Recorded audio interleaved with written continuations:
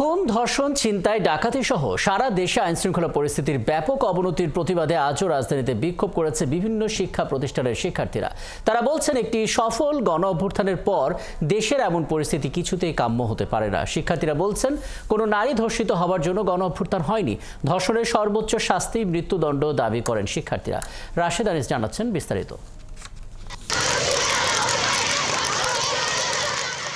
নিরাপদ বাংলাদেশ ও মানুষের নিরাপত্তা নিশ্চিত করার দাবিতে বিক্ষোভে নামে ভিকারুননিসা নুন স্কুল কলেজের শিক্ষার্থীরা। দুপুরে স্কুলের প্রধান ফটকের সামনে এই কর্মসূচিতে যোগ দেয় অন্তত 500 শিক্ষার্থী। তারা বলেন, এমন বিশৃঙ্খল পরিস্থিতির জন্য জুলাই গণ অভ্যুত্থানে ছাত্র জনতা রক্ত দেয়নি। প্রতি 72 ঘন্টায় প্রায় 95 জন নারী ধর্ষিত হচ্ছে। এটা বাংলাদেশের জন্য খুবই লজ্জিত।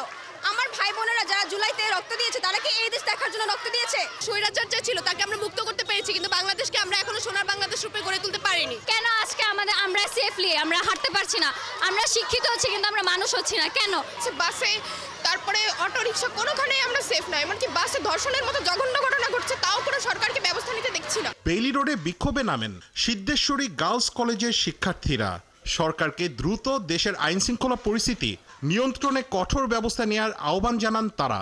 স্বৈরাচারের পতন ঘটেও ঘটেনি, আমরা তখনও নিপীড়নের শিকার হয়েছি, এখনো নিপীড়নের শিকার হচ্ছি এবং বর্তমানের অবস্থা খুবই ভয়াবহ। আমরা কলেজ থেকে বের হই, বাইরে কোনো মহিলা যদি বাসা থেকে বের হয়, তার কোনো ধরনের কোনো নিরাপত্তা আমাদের এই সরকার দিতে পারছে না। আমরা চাই প্রশাসন যাতে ওইভাবে সিস্টেম করে যাতে আমরা মেয়েরা সেফভাবে চলতে পারি। চুরি, ডাকাতি, ধর্ষণ, হত্যা ও নিরাপত্তাহীনতা সহ বিরাজমান সহিংসতার বিরুদ্ধে প্রতিবাদ মিছিল করেন ঢাকা বিজ্ঞান কলেজের শিক্ষার্থীরা।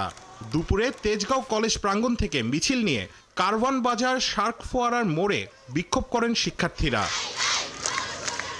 আইনশৃঙ্খলা পরিস্থিতির উন্নতি না হলে আরও জোরালো কর্মসূচি ডাকার হুঁশিয়ারি দিয়েছেন শিক্ষার্থীরা। রাশেদ আনিস, ৭১, ঢাকা।